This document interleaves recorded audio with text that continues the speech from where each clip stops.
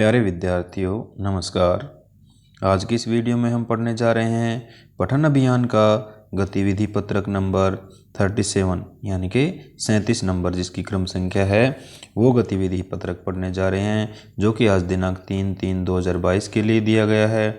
और यह गतिविधि पत्रक राज्य शैक्षिक अनुसंधान एवं प्रशिक्षण परिषद राष्ट्रीय राजधानी क्षेत्र दिल्ली सरकार द्वारा कक्षा 6 से 8वीं तक के लिए दिया गया है।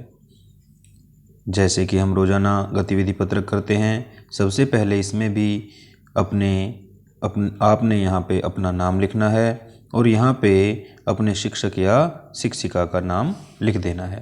तो प्यारे विद्यार्थियों, आज का जो गतिविधि पत्रक है ये हमें पुस्तकालय के बारे में, पुस्तकालय के लाभ, पुस्तकों के लाभ, किताबों के लाभ, इनके बारे में हमें जानकारी दे रहा है।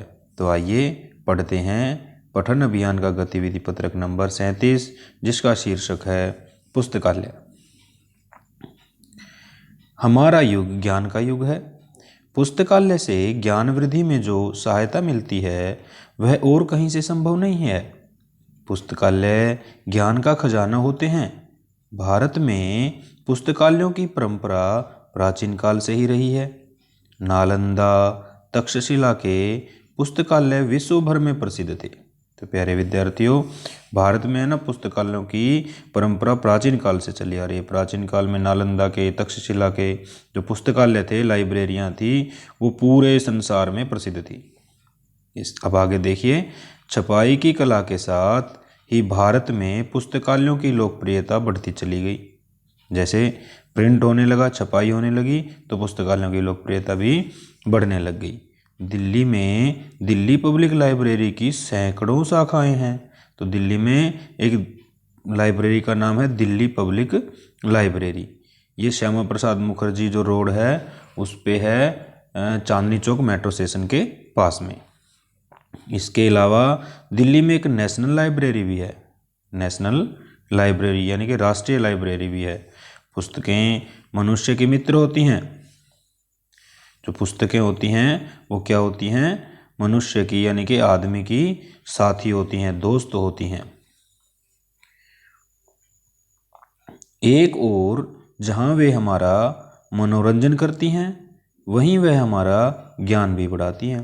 कह रहा है कि पुस्तकें हैं ना, एक तरफ तो हमारा क्या करती हैं? मनोरंजन करती हैं, और दूसरी तरफ हमारे ज्ञान में वृद्धि करती हैं। हमें सभ्यता की जानकारी भी पुस्तकों से ही प्राप्त होती है। सभ्यता का मतलब जो पीछे हमारे साथ घटनाएं घटी, हमारा जो इतिहास है उसके बारे में भी हमें पुस्तकों से ज्ञान प्राप्त होता है। प्राचीन काल से लेकर वर्तमान काल के विचारों से अवगत कराती हैं। जो प्राचीन काल में कुछ लोगों के क्या विचार थे और वर्तमान काल में अब हाल ही में लोगों के विचार क्या हैं, इससे भी हमें पुस्तकें अवगत कराती हैं। इसके अलावा पुस्तकें संसार के कई रहस्यों से परिचित कराती हैं। जब हम पुस्तकें पढ़ते हैं तो हमें विश्व के अनेक रहस्य जो होते हैं उनके बारे में पता लगता है। कोई भी व्यक्ति एक सीमा तक ही पुस्तक खरीद सकता है। कह रहा है कि कोई व्यक्ति है, उसकी सीमा होती है, भाई पुस्तकें खरीद लेगा, ज़्यादा पुस्तकें वो नहीं खरीद सकता। हम भी नहीं खरीद सकते, आप भी नहीं खरीद सकते, कोई नहीं खरीद सकता। सभी प्रकाशित पुस्तकें खरीदना सबके बस की बात नहीं है, इसलिए पुस्तकालयों की स्थापना की गई। जब सब लोग सारी पुस्तकें नहीं खरीद सकते तो पुस्तकालयों की स्थापना की गई, लाइब्रेरियां बनाई गई कि वहाँ पे सभी पुस्तकें जाके आसानी से पढ़ी जा सकें। पुस्तकालय का अर्थ है पुस्तकों का घर। तो प्यारे विद्यार्थियों, आपसे पूछा जा सकता है कि पुस्तकालय का क्या अर्थ है? पुस्तकालय का अर्थ है पुस्तकों का घर। यहाँ हर विषय की पुस्तकें उपलब्ध होती हैं। पुस्तकालय में सभी विषयों की पुस्तकें होती हैं। इंग्लिश की भी होती हैं, हिंदी की भी होती हैं, विज्ञान की भी होती हैं, इतिहास की भी होती हैं। इनमें विदेशी पुस्तकें भी शामिल होती हैं। और लाइब्रेरी में क्या होती हैं भाई? पुस्तकालय में दूसरे देशों की पुस्तकें भी होती हैं। विद्यालय की तरह कॉलेज तथा विद्यालय की तरह पुस्तकालय भी ज्ञान के मंदिर हैं। कह रहा है जो विद्यालय है, स्कूल है, हमें ज्ञान प्रदान करते हैं, उसी प्रकार से जो पुस्तकालय हैं, लाइब्रेरी जो हैं, वो भी हमें ज्ञान प्रदान करती हैं। पुस्तकालय कई प्रकार के होते हैं। इनमें पहले पुस्तकालय वे हैं जो स्कूल, कॉलेज तथा विश्वविद्यालय के होते हैं। पुस्तकालयों के भी कई प्रकार होते हैं। सबसे पहले स्कूल में भी पुस्तकालय होते हैं, आपके विद्यालय में भी लाइब्रेरियाँ होंगी, जहाँ पे आप पढ़ते हैं वहाँ भी ज़रूर ना ज़रूर वहाँ पे लाइब्रेरी है। जब आप बड़े हो जाएंगे, कॉलेज में जाएंगे या यूनिवर्सिटी में जाएंगे, तो वहाँ भी वहाँ की लाइब्रेरी होती है, पुस्तकालय होते हैं। दूसरी प्रकार के पुस्तकालय निजी होते हैं। दूसरी प्रकार के पुस्तकालय क्या होते हैं? निजी। निजी का मतलब प्राइवेट। कोई एक आदमी पुस्तकालय खोल लेता है और वहाँ पे पुस्तकें पढ़ने का चार्ज प्राप्त करता है, वो चार्ज लेता है और आप वहाँ पे पुस्तकें पढ़ सकते हैं। ज्ञान प्राप्ति के इच्छुक व्यक्ति अपने अपने कार्यालयों, घरों में पुस्तकालय बनाकर अपना तथा अपने परिचितों का ज्ञान वर्धन करते हैं। कह रहे कि जो ज्ञान के इच्छुक व्यक्ति होते हैं वो अपने घरों में पुस्तकालय बना लेते हैं तथा अपने परिचितों का ज्ञान वर्धन करते हैं, उनके ज्ञान में बढ़ोतरी करते हैं। तीसरे प्रकार के पुस्तकालय राजकीय पुस्तकालय होते हैं। राजकीय का मतलब सरकारी पुस्तकालय होते हैं। इनका संचालन सरकार के द्वारा किया जाता है। जैसे कोई निजी पुस्तकालय खोलता है, उसी प्रकार से सरकारी पुस्तकालय सरकार खोलती है। इन पुस्तकों का लाभ सभी लोग उठा सकते हैं। जो सरकारी पुस्तकालय होते हैं वहाँ भी कोई भी उठा सकता है, प्राइवेट पुस्तकालय में भी कोई उठा सकता है, और स्कूल के जो पुस्तकालय होते हैं उसमें विद्यार्थी फ्री में पुस्तकें लेके ज्ञान अर्जन कर सकते हैं, अध्ययन कर सकते हैं। इसके अतिरिक्त स्वयंसेवी संगठनों व सरकार द्वारा सचल पुस्तकालय सेवाएं चलाई जा रही हैं। कह रहा है कि कुछ स्वयंसेवी संगठन हैं, जैसे एनजीओ वगैरह होते हैं, उनके द्वारा तथा सरकार के द्वारा सचल पुस्तकालय, सचल का मतलब चलते फिरते पुस्तकालय बनाए जाते हैं। यह पुस्तकालय एक वाहन पर होते हैं। जैसे बस में पुस्तकालय बना दिया, एक गांव में बस चली गई, वहाँ पे पुस्तकालय नहीं है तो लोग वहाँ से किताबें लें, पढ़ें और वापस उस बस में वापस रख दें, उस पुस्तकालय में वापस रख दें। तो उनको क्या नाम दिया गया है? सचल पुस्तकालय। यानी कि जैसे पुस्तकालय चलता फिरता पुस्तकालय। तो प्यारे विद्यार्थियों, आशा करते हैं कि जो भी हमने आपको पढ़ाया, आपको समझाया, ये गतिविधि पत्रक समझ में आ गया होगा। तो अब हम देखते हैं कि इस गतिविधि पत्रक में हमसे क्या पूछा गया है। देखिए, इसमें पूछा गया है, पहला जो प्रश्न है, अपनी पसंद की किन्हीं 5 पुस्तकों के विवरण को निम्नलिखित सारणी में भरिए। सबसे पहले क्रम संख्या लिखनी है। यहाँ पे 1, 2, 3, 4 और 5, यहाँ पे क्रम संख्या लिख देंगे। फिर यहाँ पे पुस्तक का नाम लिख देंगे। जो भी आप पुस्तक पढ़ते हैं उसका नाम लिखेंगे, उसके लेखक का या संपादक का नाम लिखेंगे, फिर उसके प्रकाशन का नाम लिखेंगे, फिर उसका मूल्य लिख देंगे, कितने कीमत की है। तो आइए देखते हैं कुछ पुस्तकों के नाम, लेखक के नाम, उसका प्रकाशन तथा उसका मूल्य। तो देखिएगा, प्रश्न नंबर पहले का उत्तर। सबसे पहले क्रम संख्या लिखेंगे 1, 2, 3, 4, 5। अब है पुस्तक का नाम। जैसे सबसे पहले लिखा हमने अनुपम बाल कहानियाँ। यह पुस्तक जो लिखी गई है, किसके द्वारा लिखी गई है? विजय कुमार निश्चल के द्वारा। विजय कुमार निश्चल ने इस पुस्तक को लिखा है, यानी कि इसके लेखक हैं विजय कुमार निश्चल।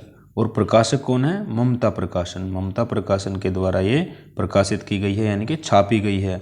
और इसकी कीमत है 395 रुपये। मूल्य लिख रखा है हमने रुपयों में, तो 395 रुपये इसकी कीमत है। इसमें अनेक छोटी छोटी बाल कहानियाँ लिखी हैं लेखक ने। दूसरी पुस्तक है मन की बातें। ये लिखी गई है विजय कुमार मधुर के द्वारा, और इसका प्रकाशन किसने किया है? ब्लू रोज पब्लिकेशन ने, और इसकी कीमत है 146 रुपये। तीसरी पुस्तक का नाम है अकबर और बीरबल, जिसका लेखक है मैपल, और इसका प्रकाशक भी मैपल प्रेस है, जिसकी कीमत इन्होंने रखी है 112 रुपये। पंचतंत्र की कहानियाँ, इसके लेखक हैं विष्णु शर्मा, और इसका प्रकाशन किया है मनोज शर्मा पब्लिकेशन ने, इसकी कीमत है 250 रुपये।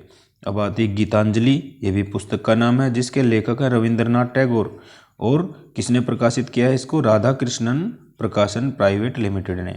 इसकी कीमत है 250 रुपये, यानी कि 250 रुपये। इसके अलावा आपने जो कहानियाँ पढ़ी, कहानियाँ की पुस्तकें पढ़ी, आप उसके लेखक के नाम, उसके प्रकाशन का नाम तथा उसकी कीमत भी लिख सकते हैं। जरूरी नहीं है कि आप यही लिखें, आपको और किताबों के नाम पता लगता है, आप किसी किताब को पढ़ते हैं या अपने विद्यालय की लाइब्रेरी में जाके किताबें देख करके उनके लेखक, उनका प्रकाशन और उनका मूल्य भी लिख सकते हैं। अब आता है प्रश्न नंबर 2। आप अपने विद्यालय के पुस्तकालय से अपनी पसंद की किसी एक पुस्तक को अपने नाम से जारी कराइए तथा पढ़ने के बाद उस पुस्तक की विशेषताओं पर अपने साथियों के साथ कक्षा में चर्चा कीजिए। तो ये जो प्रश्न है इसमें आपने क्या करना है कि आपके विद्यालय में लाइब्रेरी है, पुस्तकालय है, वहाँ पे जाइए, अपने लाइब्रेरियन से, जो पुस्तकालय के अधीक्षक हैं, उनसे जाके कहिए कि मुझे किताब चाहिए, वहाँ से किताब जारी करवाइए, उस किताब को पढ़ना। फिर उसके बाद उसकी जो विशेषताएं हैं उसमें आपको क्या क्या गुण लगे, कौन सी अच्छी बात लगी, उन सब को आपने अपने साथियों के साथ अपनी कक्षा में चर्चा करना है। अगर आपके अध्यापक कहें कि उस पुस्तक की विशेषताएं लिखिए तो आप अपनी कॉपी में भी लिख लीजिएगा, नहीं तो ये क्वेश्चन है, ये लिखने का नहीं है, ये केवल चर्चा करने का है कि आपने जो पुस्तक पढ़ी उसमें क्या क्या विशेषताएं आपने देखी। तो अब आता है प्रश्न नंबर 3। पुस्तकें मनुष्य की सच्ची मित्र होती हैं। इस विषय पर 10 वाक्यों में अपने विचार लिखिए। अभी हमने पढ़ा जो गतिविधि पत्रक, उसमें लिखा है कि पुस्तकें होती हैं मनुष्य की सच्ची मित्र होती हैं।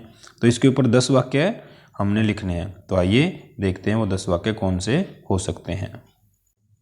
तो प्यारे विद्यार्थियों, प्रश्न नंबर 3 का उत्तर होगा सबसे पहले पुस्तकें हमारी सच्ची मित्र होती हैं। ठीक है, कैसे होती हैं? दूसरी बात क्या लिखेंगे? पुस्तकें हमारी मार्गदर्शक होती हैं, यानी कि हमें मार्गदर्शन करती हैं, हमें अच्छी अच्छी जानकारियाँ देती हैं, हमें ज्ञान प्रदान करती हैं। तीसरी बात, पुस्तकें हमारा ज्ञान बढ़ाती हैं। चौथी बात, पुस्तकें हमें सभ्यता की जानकारी देती हैं। पुस्तकें हमारा मनोरंजन भी करती हैं। पुस्तकें हमें पुराने और वर्तमान विचारों से अवगत कराती हैं। 7वां नंबर होगा पुस्तकें संसार के रहस्यों की जानकारी देती हैं। पुस्तकें हम में आत्मविश्वास जगाती हैं। जब हम पुस्तकें पढ़ते हैं हमें ज्ञान मिलता है, संसार की जानकारी मिलती है, हमारे अंदर आत्मविश्वास बढ़ता है। पुस्तकें हमारे पठन कौशल में सुधार करती हैं, कि हमारी जो पढ़ने की कला है उसमें सुधार करती है। जब हम पुस्तक लेंगे, पढ़ेंगे तो हमारे पढ़ने की कला है उसमें सुधार होगा। पुस्तकें हमें आध्यात्मिक ज्ञान भी देती हैं।